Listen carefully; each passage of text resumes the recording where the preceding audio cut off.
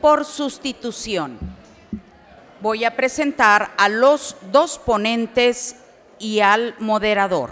Es un gusto tener a la doctora Cristina Burgos García. Ella es licenciada en Derecho por el Instituto Tecnológico Autónomo de México, especialista en Derecho Penal por la Universidad Nacional Autónoma de México con estudios de maestría en Seguridad Nacional por el Colegio de Defensa Nacional.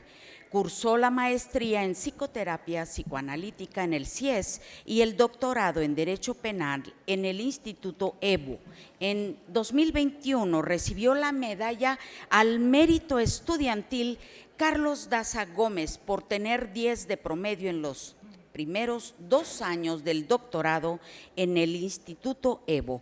Ha fungido como directora general adjunta de proyectos especiales en la Secretaría Técnica del Consejo de Seguridad Nacional en la Presidencia de la República y como directora general adjunta de Comunicación Social en la Procuraduría General de la República.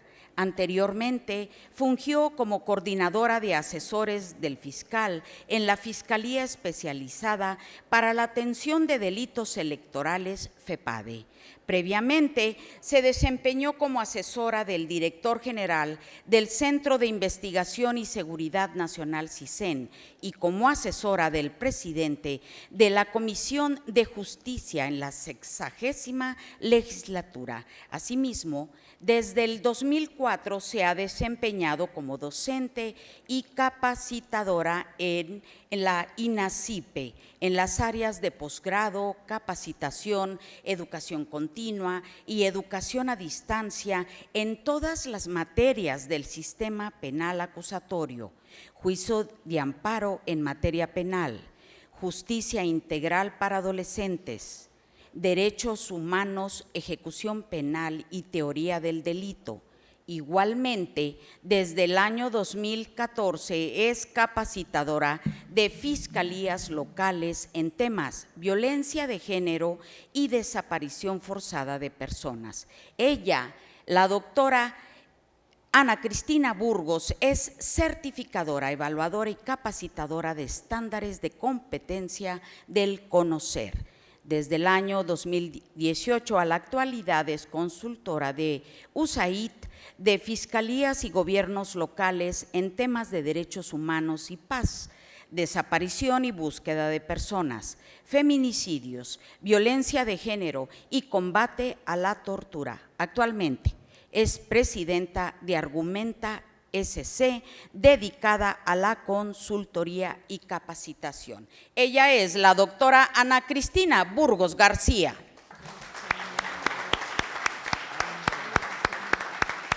Gracias, doctora. Es un gusto también tener al doctor Andrés Linares Carranza. Realizó sus estudios de licenciatura en la Facultad de Derecho de la Universidad Nacional Autónoma de México, en donde también realizó la especialidad de Derecho Privado y diversos cursos de actualización en materia civil y de amparo. Realizó las especialidades de Sistema Penitenciario y Menores Infractores, así como de Derechos Humanos y Victimología, y la maestría en Prevención del Delito y Sistemas Penitenciarios en el Instituto de Prevención del Delito y Estudios Penitenciarios, el Diplomado de Derecho Familiar en el Centro de Estudios Judiciales.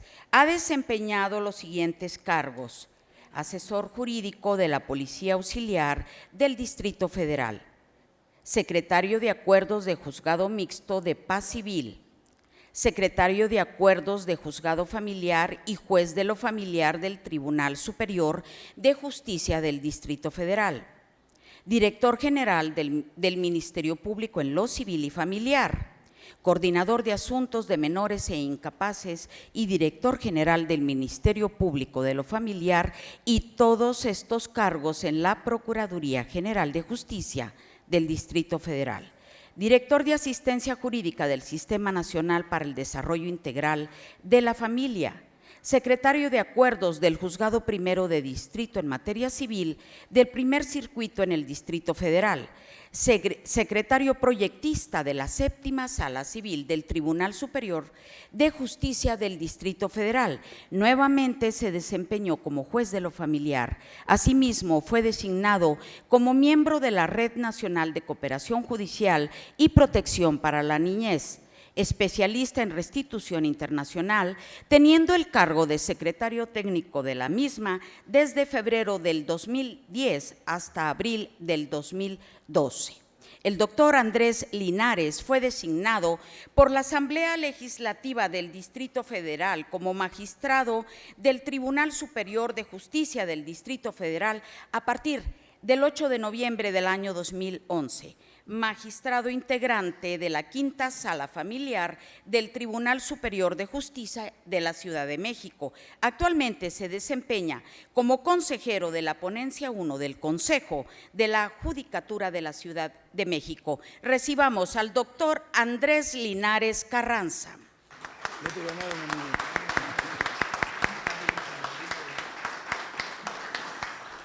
Y como moderador de esta mesa de debate, es un gusto recibir al maestro Omar Edwin Pérez Padilla. Él es abogado, egresado de la Universidad Michoacana de San Nicolás de Hidalgo.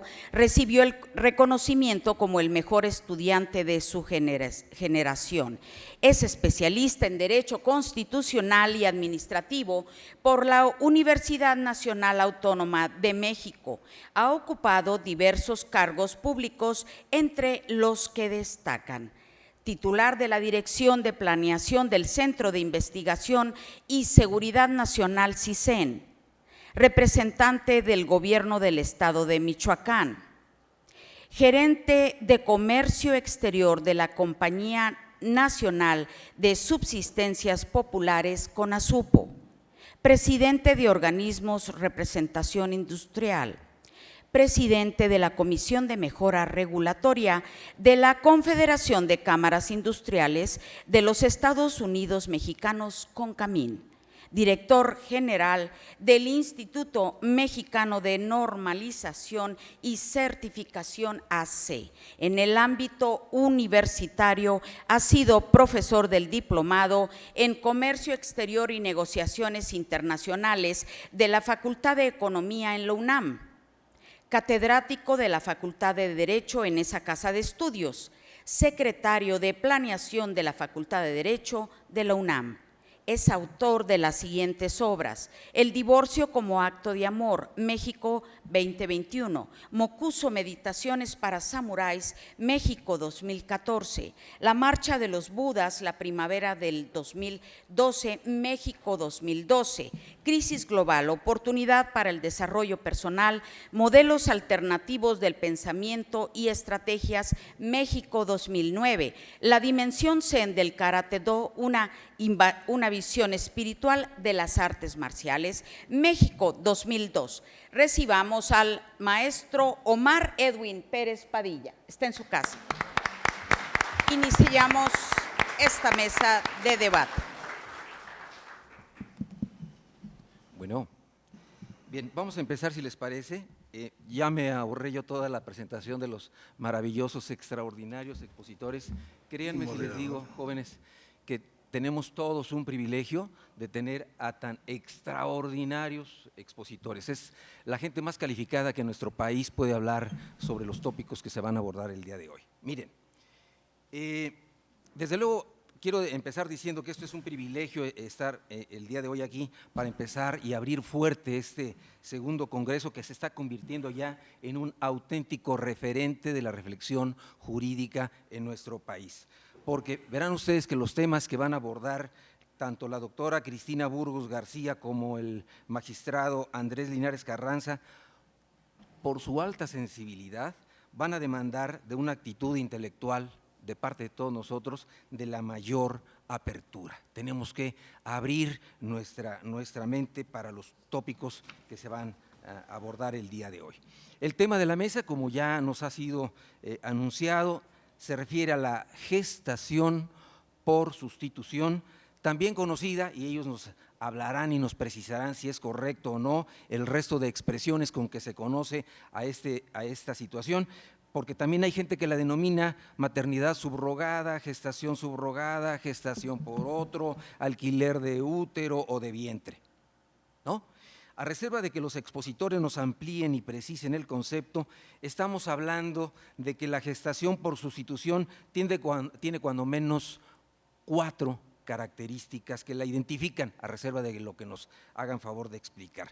En primer lugar, dícese que surge de un contrato, que puede ser a título oneroso o que puede serlo de manera gratuita, que es celebrado por una persona física o una persona de padres, una pareja de padres intencionales y una mujer.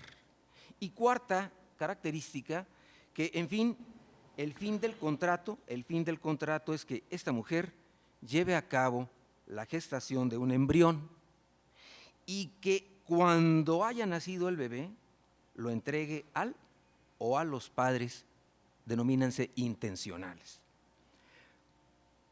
Como ya se estarán imaginando, es un asunto de estas dimensiones existen los más diversos posicionamientos éticos, pero también legales, que son básicamente los que de manera destacada nos incumben en esta mesa. Así que vamos a dar paso a la primera intervención, cada una de las cuales va a ser de 20 minutos, y para que al finalizar ambas presentaciones podamos abrir un espacio de preguntas. Les rogamos que, por cierto, estas preguntas puedan hacerlas de manera escrita para darles lectura y hacer más ágil el desarrollo de los trabajos. Así que le vamos a dar el uso de la palabra a la doctora Cristina Burgos García, quien solamente, permítanme agregar algo, porque es importante lo sepamos, que actualmente es candidata también a doctora en Derecho Penal. Adelante, por favor, mi querida doctora.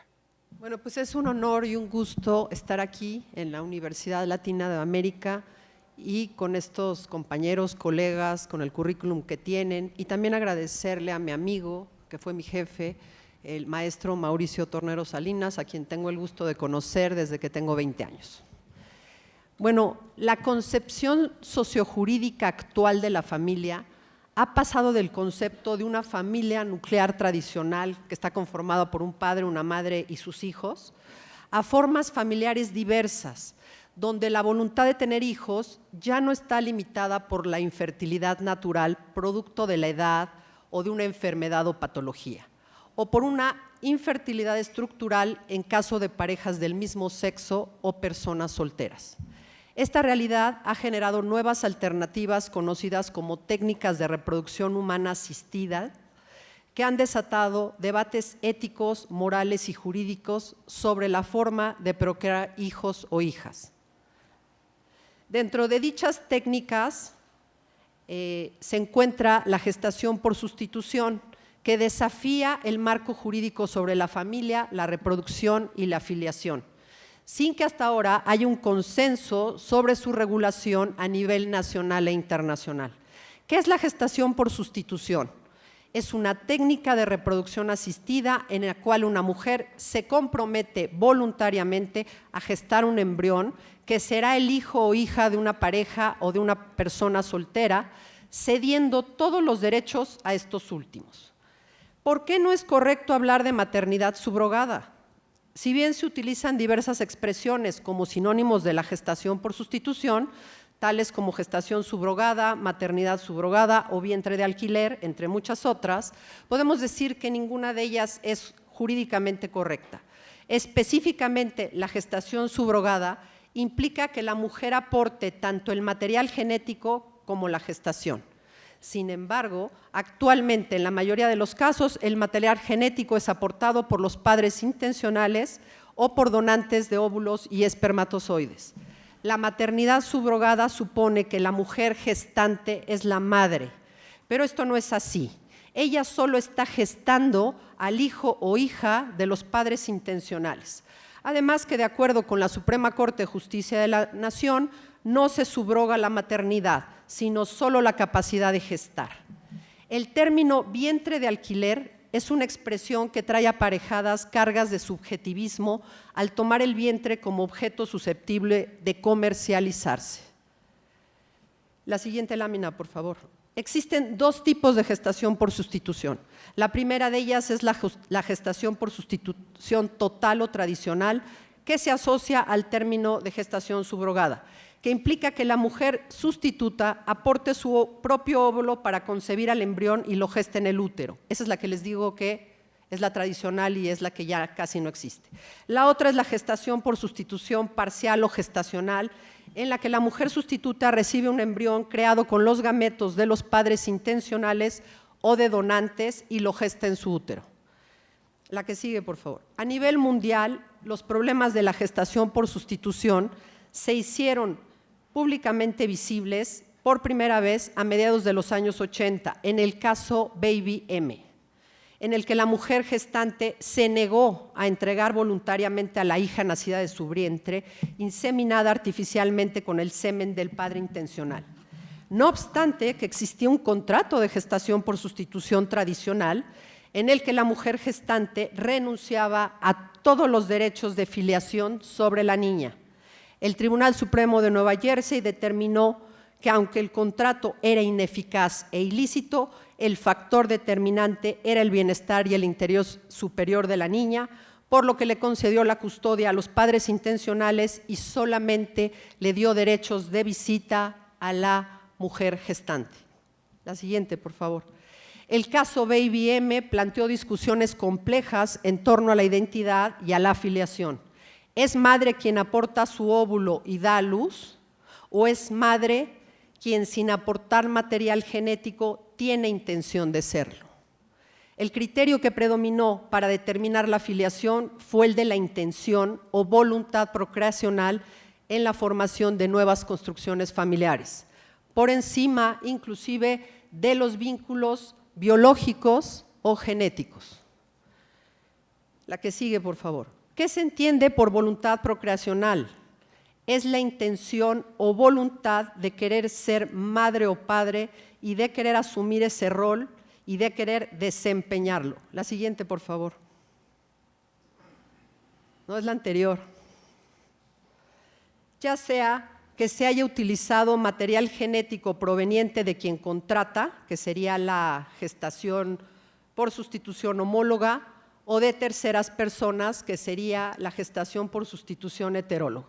Al respecto, existe una tesis aislada de la primera sala de la Suprema Corte que define qué es voluntad procreacional, como pueden ver en su pantalla, y prácticamente lo que está diciendo es la intención de ser padres te da la calidad de padre en términos de filiación y bueno, ya es un criterio pues, a nivel mundial en algunos países donde ya se ha aceptado, como el caso de Estados Unidos y en el caso de México. La siguiente, por favor.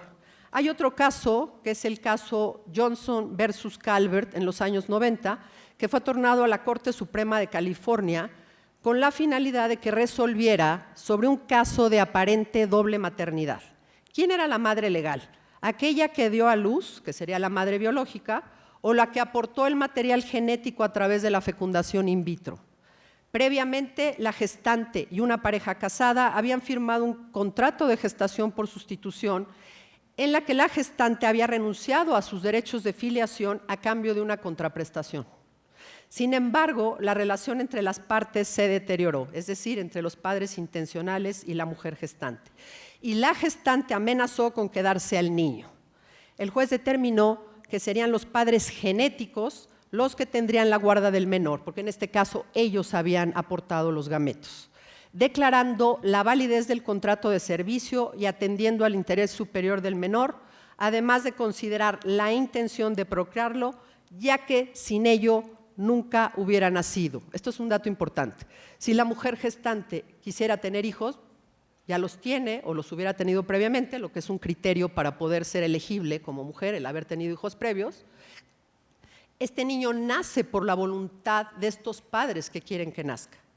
Pero vámonos a la siguiente, por favor. Entre los dilemas actuales que tenemos, ¿la gestación por sustitución es un procedimiento innegable e irreversible o debiera utilizarse mejores alternativas como es la adopción? ¿Es un procedimiento humanitario que permite tener hijos a quienes no pueden hacerlo de forma convencional?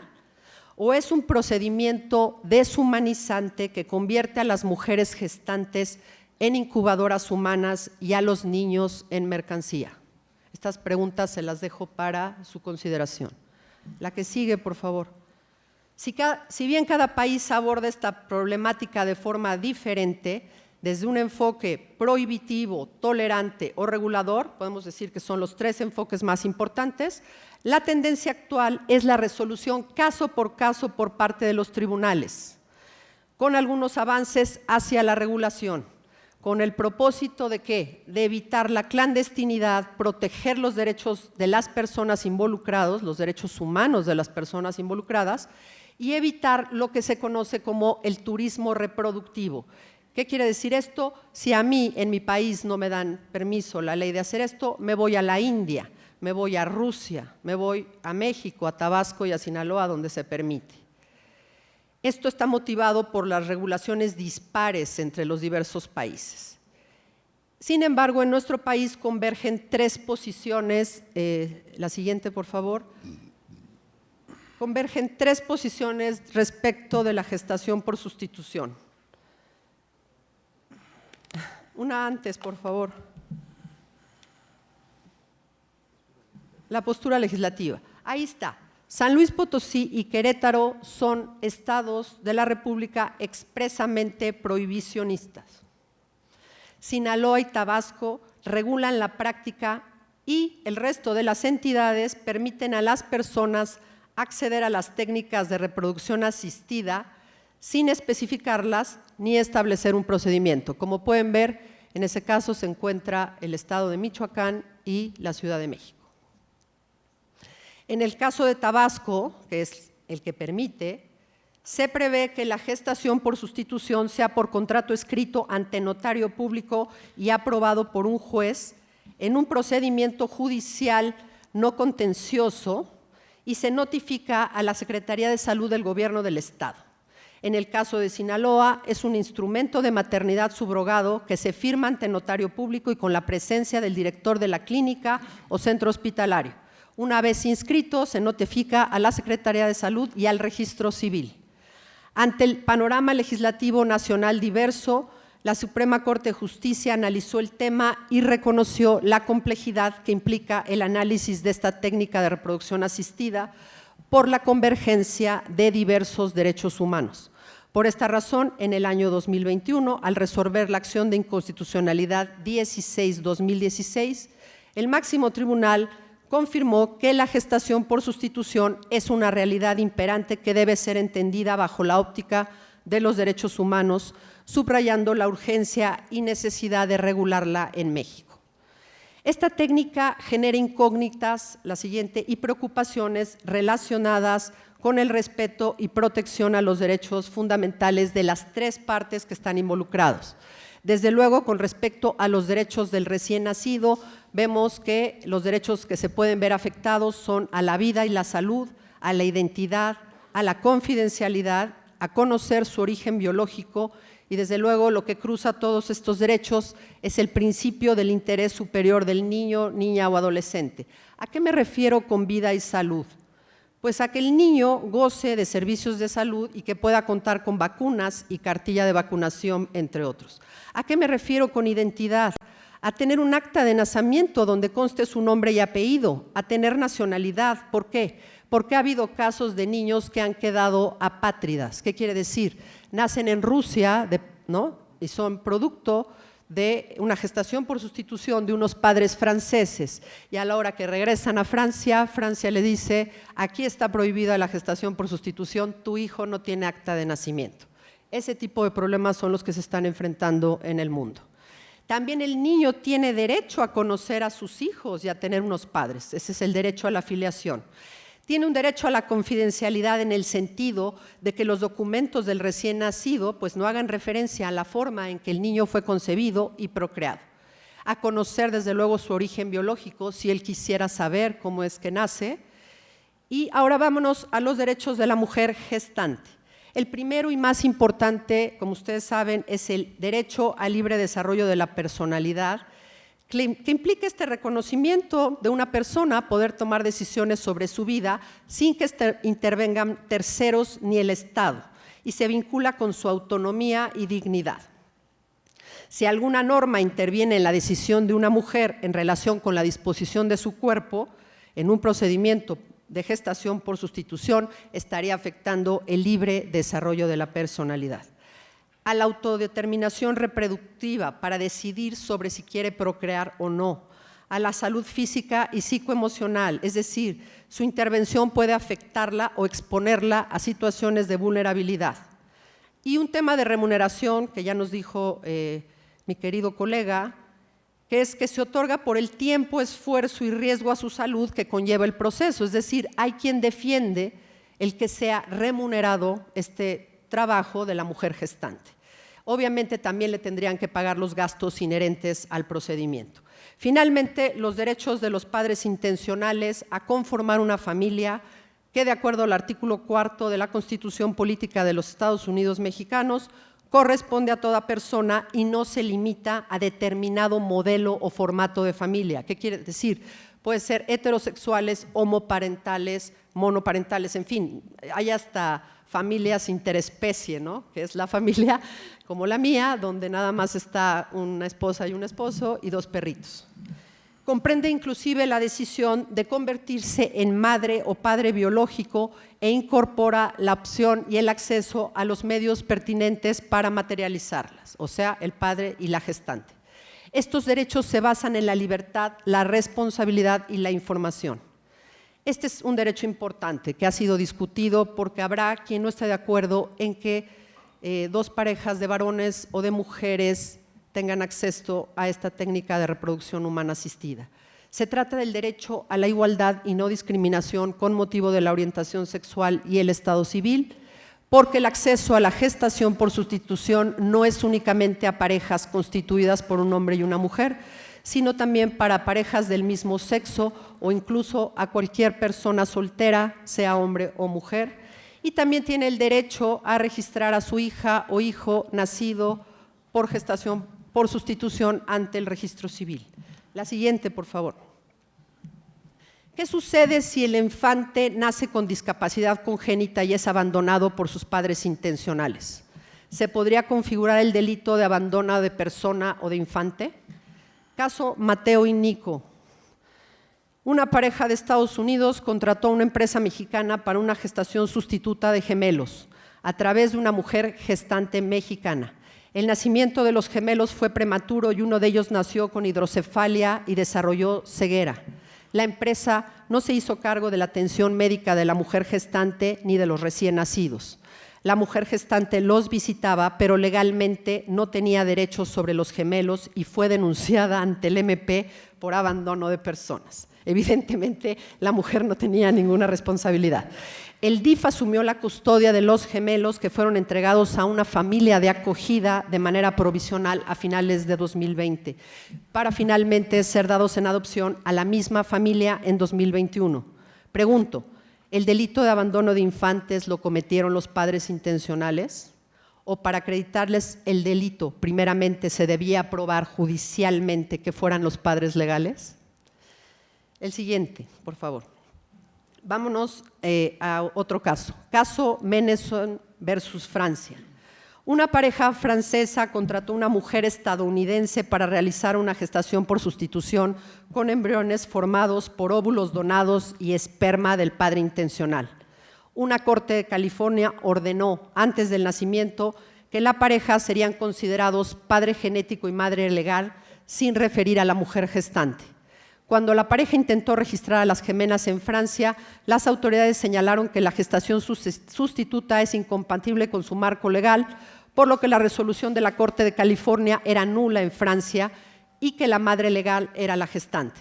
En 2019, mucho tiempo después, la Corte de Casación francesa determinó que la pareja son el padre genético y la madre legal, respectivamente, ordenando transcribir el acta registral californiana al registro civil francés. Solamente dense cuenta cuántos años tuvieron que pasar para que se les reconociera como padres por el tema de la voluntad procreacional. Vámonos a la siguiente. La siguiente, por favor. es el caso Ayla Grace, en un amparo en revisión civil 131-2022. Es un caso muy reciente. En la Ciudad de México, un matrimonio igualitario de dos varones suscribió un contrato de gestación por sustitución ante notario, aportando el gameto uno de ellos y la donante anónima. Al nacer la niña, la intentaron registrar, pero el registro civil se negó a darles el acta de nacimiento y les solicitó el requisito de sentencia ejecutoria que ordene el registro del menor nacido por gestación por sustitución, que obviamente no estaba previsto en el reglamento del registro civil, violentando el derecho a la identidad y a ser registrado a su nacimiento. La pareja acudió al amparo indirecto por considerarlo ilegal y la juez sobreseyó en el mismo, argumentando falta de interés jurídico, por lo que recurrieron al amparo en revisión ante el segundo tribunal colegiado del primer circuito, que el 30 de junio de 2022 resolvió levantar el acta de nacimiento de la menor y establecer como padres a ambos quejosos. Al respecto, existe una jurisprudencia de 2019 que señala que la filiación de un menor de edad nacido bajo la técnica de maternidad subrogada es deber del juez establecerlo ante la ausencia de una regulación específica. La siguiente. Veamos otra de las aristas más controversiales del problema. La gestación por sustitución deberá ser altruista u onerosa. Aquí, el determinante es el otorgamiento o no de una retribución económica a la persona gestante por su participación en la misma. Quienes defienden la onerosidad consideran que se otorga por el tiempo, esfuerzo y riesgo a la salud que conlleva el proceso. En cambio, quienes se oponen hacen énfasis en la explotación del cuerpo de las mujeres gestantes y en la comercialización de quienes nacen de este modo. En su opinión, ¿cuál criterio debería prevalecer? De acuerdo con el Surrogacy, la siguiente por favor, Market Share Report, se calcula que para el año 2025 estas prácticas generen ganancias mundiales de 27.500 millones de dólares con un aumento anual de 24.5%. Para terminar, quiero decirles que todo lo referido ha generado una serie de argumentos a favor y en contra y ha generado una infinidad de preguntas. Los contratos onerosos o comerciales importan una compraventa, no solo de una función biológica, sino también de un ser humano. La mujer gestante y el hijo se convierten en un producto que tiene un precio. ¿Cómo paliar la asimetría existente entre quien ofrece sus servicios, generalmente mujeres con necesidades económicas, y quien paga, generalmente personas de alta capacidad económica? Dichas asimetrías podrían dar lugar a cláusulas abusivas en los contratos sin regulación. La existencia de contratos de gestación por sustitución formalizados ante notario público y con supervisión judicial ayudaría a sancionar excesos y malas praxis. La gestación por sustitución tiene que ver con una tendencia a manipular la naturaleza humana, pudiendo elegir las características de mi descendencia, o tiene más que ver con el deseo de formar una familia y de proporcionar amor y cuidados. Muchas gracias.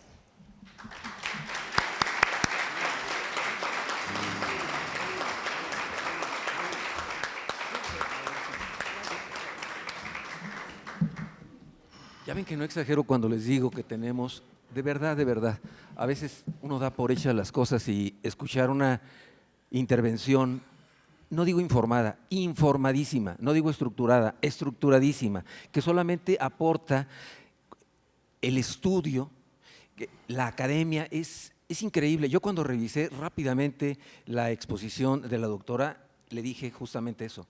Qué maravilla es enfrentarte a una exposición estructurada con una visión académica maravillosa. Yo me felicito de compartir la mesa contigo, mi querida doctora. Muchísimas gracias. Bueno, ¿qué les parece si le damos ahora la bienvenida a mi querido magistrado? Y sin más preámbulos, le decimos arráncate, por favor. Bien, muy buenos días tengan todos ustedes. Pues quisiera decir muchas cosas antes de exponer, pero la verdad que voy a tratar de ser breve y conciso. Primero, el orgullo, el honor de estar en este segundo congreso que junto con Mauricio empezamos a gestar el año pasado.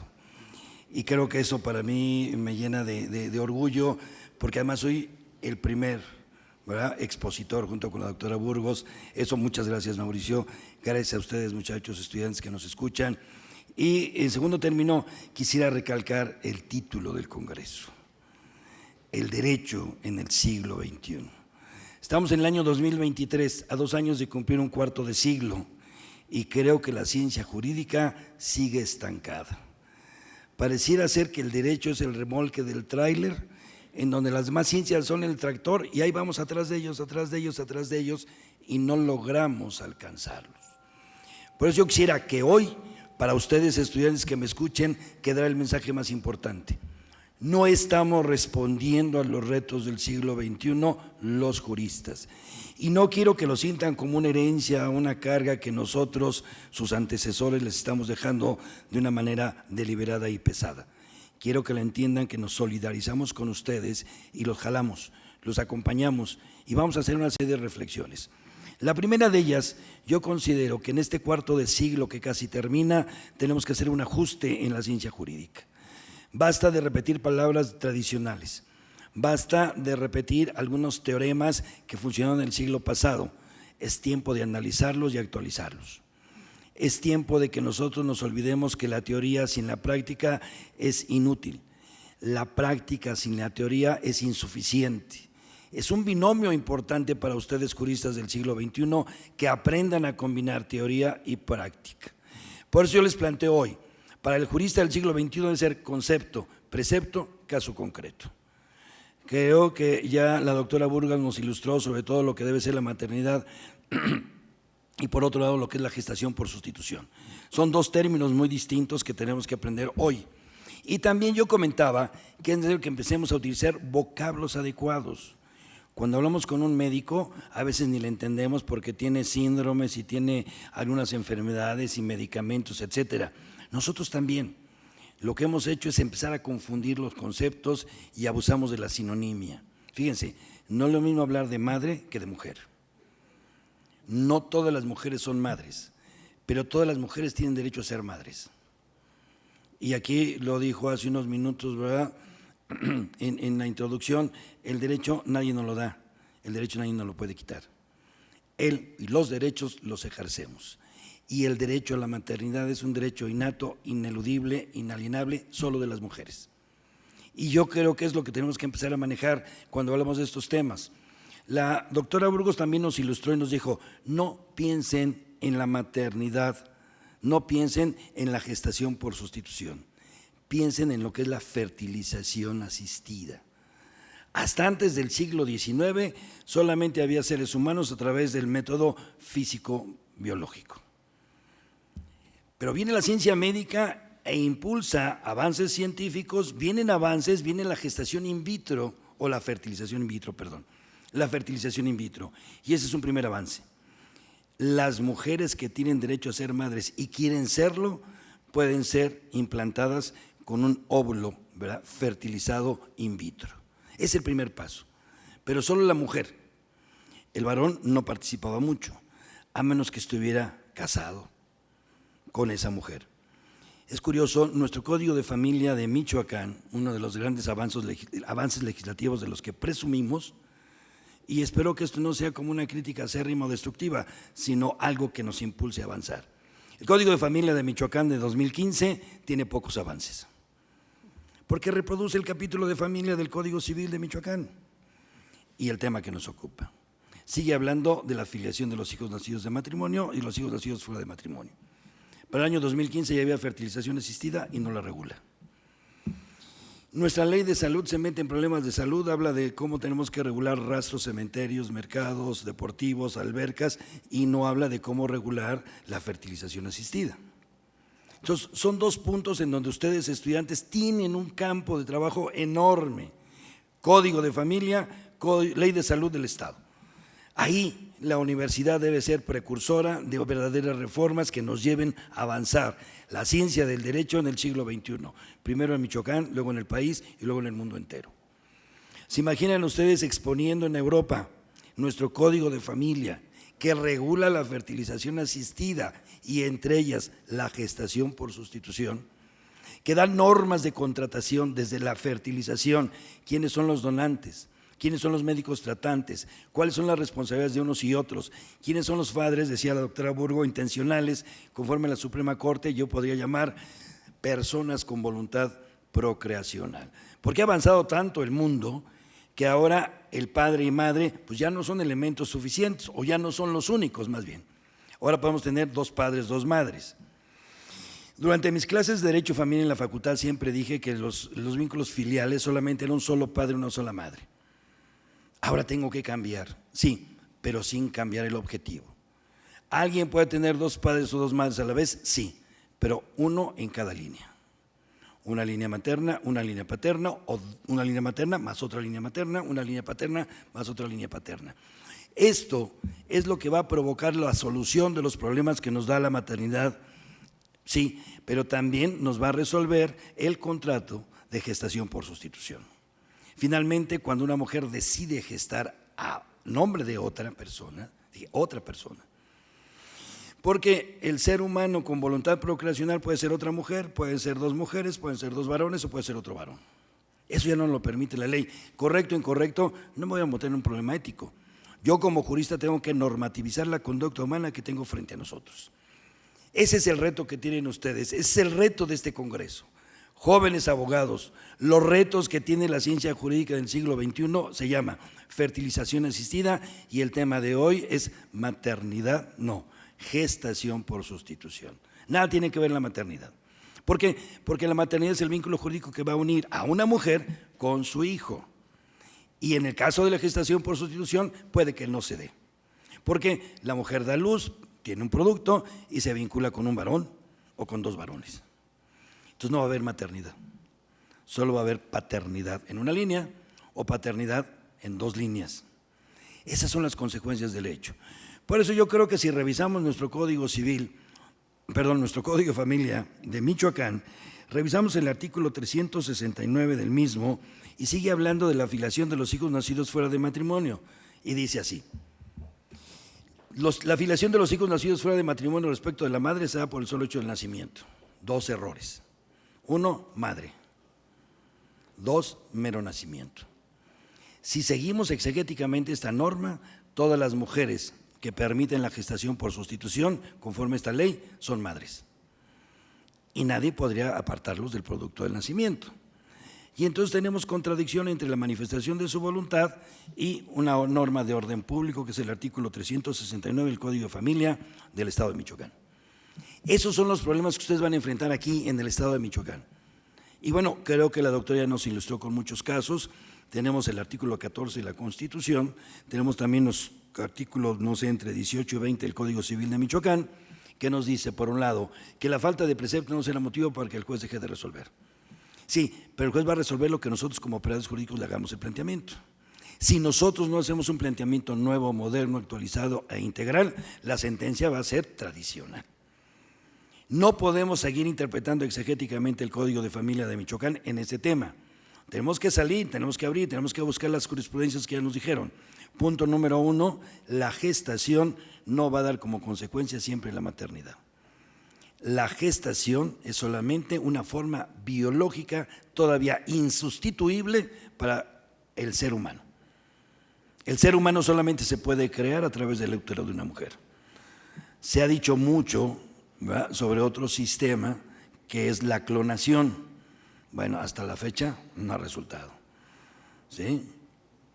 No ha resultado y qué bueno, Todavía hay algunos experimentos y creo que también ahí los médicos deben estar normativizados. ¿Hasta dónde las experiencias y los experimentos médicos deben ser permitidos y los abogados tampoco hemos entrado en ese terreno, en materia de otra participación? Me regreso a la gestación por sustitución. Punto número 1, no es lo mismo mujer que madre. La mujer siempre va a intervenir en la gestación por sustitución. La madre puede que exista o no exista, dependiendo del contrato que nos lleve a ese procedimiento. ¿Son cosas que nosotros tenemos que aceptar? Pues sí, tenemos que aceptar. Y entonces la siguiente pregunta es, ¿el contrato de fertilización asistida incluye el de gestación por sustitución o son 2 contratos diferentes? Sé que estoy en un terreno, inhumano. No, estoy entrando en un terreno objetivo que nos interesa a nosotros, acto jurídico llamado contrato. Contrato a través del cual una persona decide ser padre o madre, o padres o madres, o padre y madre. Y que tengo que acudir a una institución médica, tengo que acudir a un genetista, tengo que hacer un procedimiento biomédico de fertilizar un óvulo in vitro y luego hacer el implante. Y entonces viene el sistema que ninguno de los que tienen voluntad procreacional pueden gestar por situaciones variantes. Y entonces interviene una mujer que no quiere ser madre, que no quiere ser madre. Y reitero, no quiere ser madre. Bueno, no lo quiere ser cuando contrata. Pero ¿qué pasa durante los 9 meses donde el ser humano se va desarrollando en su útero? Se le transmiten nutrientes, se le transmiten sensaciones. Y ustedes díganme dónde regulamos la protección a la mujer embarazada. Solo una fracción en nuestra Ley de Salud del Estado de Morelos y todo un capítulo en el Código Civil en sucesiones hereditarias. La única disposición que yo recuerdo del Código Civil es cuando la viuda queda encinta. Otra vez, viuda, pues hay muchos hombres que mueren y no dejan viudas, dejan mujeres embarazadas, porque no están casados con ellas. Entonces, otra actualización. Segundo, que quede no encinta, sino embarazada. ¿Y qué pasa si ese embarazo es de fertilización asistida? Bueno, no se preocupen, es un tema que resolveríamos después en derecho hereditario, pero que ahora sí me interesa a mí, porque la gestación por sustitución no vincula jurídicamente a la mujer gestante. Pero ¿qué pasa si se quiere vincular? Bueno, entonces viene otro tema para nosotros, juristas, y también me dirijo a ustedes, estudiantes, cómo vamos a aprender a elaborar contratos de fertilización asistida con o sin gestación por sustitución. ¿Cuáles son los deberes de la institución o del médico tratante? ¿Cuáles son los deberes de los donantes? ¿Cuáles son los deberes de los padres intencionales o con voluntad procreacional? ¿Hasta dónde están sus responsabilidades? Y entonces eso yo lo he resuelto en el derecho adjetivo y ahora lo llevo al derecho sustantivo. Siempre que tengo un problema de carácter adjetivo, acudo a las equivalentes jurisdiccionales. Esto equivale a esto y lo aplico. No sé, ejemplo, acción. La acción, demanda. La demanda en una materia, se demanda en otra materia y si cambio de vía, continúo. Si tengo ahora una vinculación de proceso de una persona que es adolescente, pues tengo vinculación a una persona que es mayor de edad, ¿por qué repetir los actos procesales si son garantistas ambos? Bueno, esto quiero que ustedes se lo lleven en la mente. Si la gestación por sustitución es la parte final de un procedimiento de fertilización asistida y la fertilización asistida es la equivalencia biomédicamente hablando de la gestación natural del embarazo, entonces los padres con voluntad procreacional equivalen a los progenitores consanguíneos. Luego entonces el resultado del embarazo, como venga, es responsabilidad de ellos. Si el hijo viene con algún defecto o con algún problema, ¿verdad?, biológico o médico, independientemente de la razón de ser, ahí está. Me permito recordar algunas palabras que hace tiempo me dirigió uno de mis maestros cuando yo decía que la naturaleza es sabia y sabe por qué sí, por qué no da fertilidad a unas personas y a otras no. Y él decía que es cierto, que la naturaleza es sabia pero es ciega. Y que nosotros los seres humanos con raciocinio somos los únicos que tenemos oportunidad en la faz de la tierra de cambiar, ¿verdad?, los designios de la naturaleza siempre y cuando sean en beneficio de la humanidad. Ahí entran otra vez ustedes. 1, regular nuestro código de familia reformando o creando uno nuevo. Reformar la ley de salud del Estado. Y 2, aprender a elaborar contratos de fertilización asistida y contratos de gestación por sustitución, para que nosotros como juristas aprendamos a delimitar efectos y consecuencias. Y después de esto me regreso a otra equivalencia. Si una persona decide ser padre, ahora quiero hablar de los varones, las mujeres solamente pueden tener los hijos que puedan gestar. Una mujer no puede tener más de un hijo al año a menos que se embarace en enero, dé a luz en octubre y se vuelva a embarazar. De todos modos dará a luz al año siguiente. En cambio, un hombre puede engendrar cuantos hijos pueda, no creo que quiera, pero bueno, que pueda. ¿Sí? Eso ya está regulado por la norma. Pero ¿qué pasa con la fertilización asistida? ¿Por qué si a un varón se le permite acudir al registro civil, decir es mi hijo y no se investiga? Si eso no es, no se hacen pruebas de genética, simplemente presenta, dice es mi hijo, basta el consentimiento de la mujer para que el registro civil lo inscriba como su hijo. Y en cambio, cuando tengo un contrato donde se manifiesta la voluntad, en donde hombre y mujer, los hombres o las mujeres quieren ser padres, quieren ser madres, el registro civil no les inscribe el nacimiento, y decía la doctora Burgos, violando un derecho fundamental del producto del embarazo, que es su identidad. Ningún registro civil puede oponerse, y en lugar de acudir al reglamento del registro civil o al Código Civil, capítulo del registro civil, vamos al amparo. Y entonces hemos permitido que autoridades jurisdiccionales sin la experiencia adecuada en el campo real resuelvan, y por eso tenemos también contradicciones. Tenemos jurisprudencias que no son acordes, porque quien estuvo proyectando, quien estuvo visualizando, fueron personas que no tienen en la mesa los conceptos que tenemos que manejar. Entonces, ahora yo los invito a ustedes que por un lado tengamos fertilización asistida, gestación por sustitución, filiación, código de familia, ley de salud. Conceptos que ya la doctora Burgo nos ilustró bastante bien, preceptos que le he estado mencionando algunos, los cuerpos normativos ya los tienen, y a partir de eso pueden ustedes resolver cualquier caso concreto. Y no se les olvide que antes de resolver conflictos tenemos que hacer normas. Muchas gracias.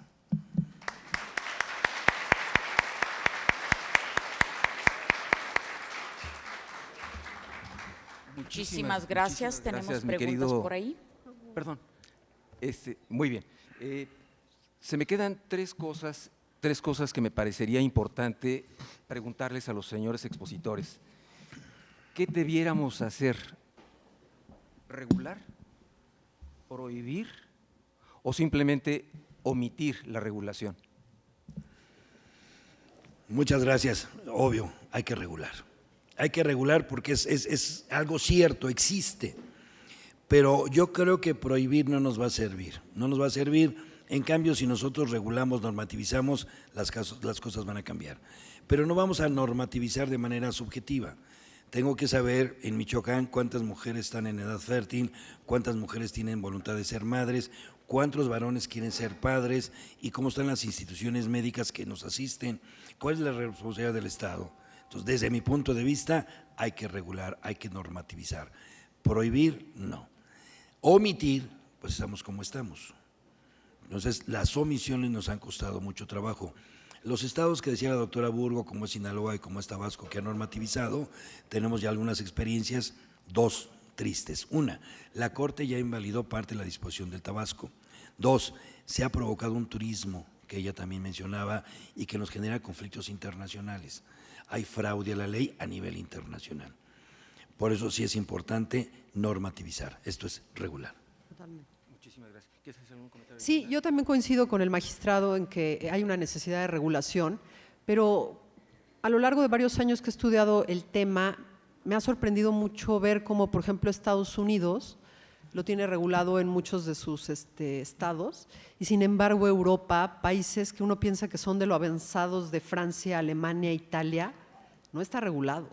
Entonces, lo que yo he sacado como conclusión es que Europa es mucho más conservadora y tiene miedo de abrir la puerta, ¿no?, para que esto se convierta en la comercialización de los bebés, y en mujeres, como platicábamos con el magistrado, que quizá no quieren perder la forma de su cuerpo o tienen un trabajo que les impide embarazarse y entonces recurren a ello sin tener problemas de esterilidad y de infertilidad, lo cual podría ser por lo menos cuestionable en el sentido de, pues si no lo pudo hacer caso para tenerlo, ¿le va a hacer caso después?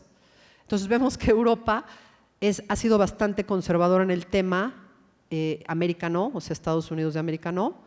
Y yo coincido con el magistrado en el que el caso mexicano, la mejor manera de acabar con la clandestinidad o con el turismo reproductivo, sin duda sería regularlo.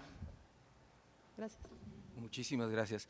Hay varias preguntas que son muy interesantes y, por ejemplo, hay una que refiere que cuáles son las iniciativas que existen al respecto del tema que estamos abordando. Si te parece, mi querida doctora, vamos a dejarles aquí tu presentación. En la presentación que hizo la doctora se da respuesta a ellos, a esta pregunta. Desde luego están las iniciativas de Sinaloa, Tabasco, Querétaro, Ciudad de México, que tienen una diversidad de respuestas sobre este tópico. En la presentación me parece que se explicita con enorme claridad y yo creo que valdrá la pena que puedan darle una leída cuidadosa al tema. Nada más quisiera hacer una observación sobre ese punto. La legislación de la Ciudad de México se votó, se aprobó y no se ha promulgado. O sea, ahí hay un elemento, no sé si sociológico o político, que vale la pena que ustedes estudien cómo está regulado y dónde se atoró, para que no repitamos eso. Muy bien. Nos hacen una pregunta que dice, ¿por qué al momento de buscar un hijo no existen tantos problemas a la hora de la fertilización asistida a comparación de la adopción? Es decir, ¿es un método que busca suplir este otro método? Me encanta la pregunta. Yo me pregunto, o sea, no sé quién la hizo, pero yo me hice justo la misma pregunta, ¿no? ¿Por qué le hacen tanto de emoción con la gestación por sustitución si de la otra manera un hombre podría tener regados hijos por todos lados? Bueno, yo creo que aquí lo que se está cuidando prácticamente son los derechos de todos los involucrados. Y a mí me parece que el derecho que cruza todo, que es un principio, es el interés superior del menor. Como sabemos, nadie pide venir al mundo y lo que se espera es que por lo menos se le dé una identidad, que no sea una apátrida, porque ya vieron, hubo un caso en Francia de un niño que durante mucho tiempo fue una apátrida, no tenía patria, no era francés, tampoco era ruso, no tenía un acta de nacimiento y todo lo que deriva. Yo no soy civilista, aquí el magistrado es el que sabe, pero ¿qué implica no estar registrado en el registro civil y no tener un acta de nacimiento? ¿Se dan cuenta? Entonces me parece que el fenómeno es justo, no es que sea tan nuevo, sino que las técnicas de reproducción asistida lo han complicado, y yo creo, y me da gusto, que haya mujeres y hombres y parejas homoparentales que puedan tener hijos de esta manera, si lo que está atrás es una intención realmente de tener un hijo para cuidarlo y quererlo. En ese sentido estoy a favor. Muchísimas gracias.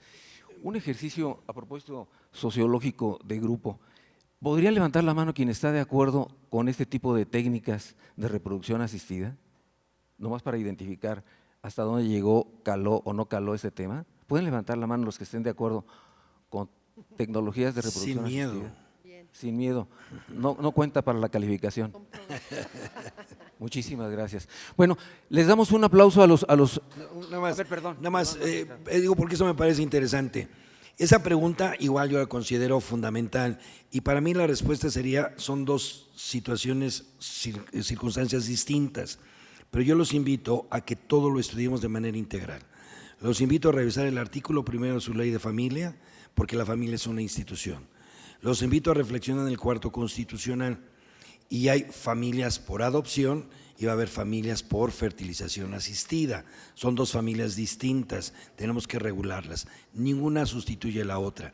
Lo que sí creo y entiendo en el mensaje, que también tendremos que mejorar el sistema de adopciones en México.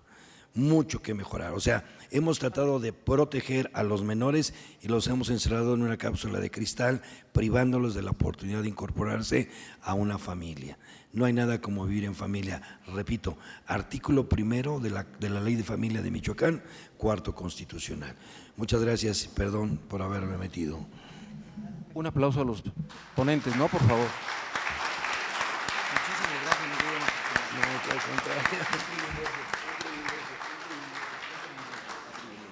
Muchísimas gracias por esta brillante mesa de debate. Invito a la maestra Gloria Zaragoza para que tenga la bondad de entregar los reconocimientos a los conferencistas y ponentes.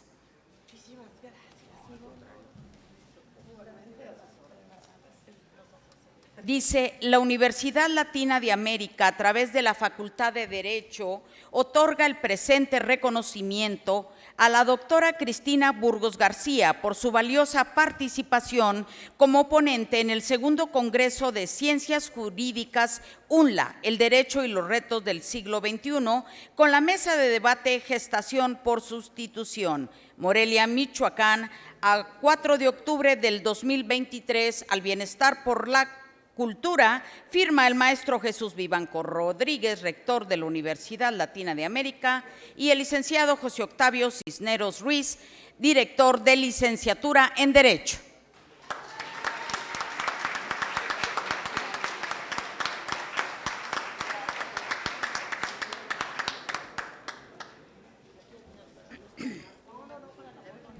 En el mismo contexto, entregamos reconocimiento al doctor Andrés Linares Carranza por su valiosa participación como ponente en el segundo Congreso de Ciencias Jurídicas UNLA, el Derecho y los Retos del Siglo XXI, con la mesa de debate Gestación por Sustitución. Con la fecha de hoy, al Bienestar por la Cultura, el maestro Jesús Vivanco Rodríguez y el licenciado Octavio Cisneros Ruiz. Un aplauso.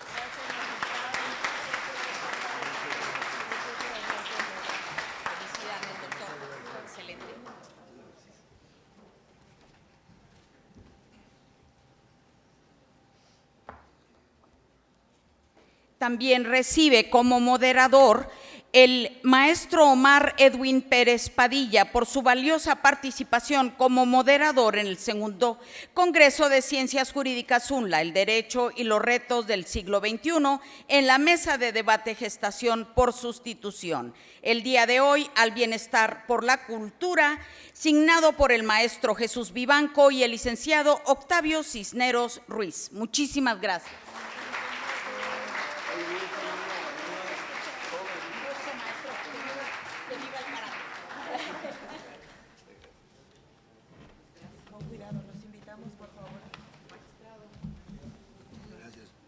No, pues gracias por ayudar.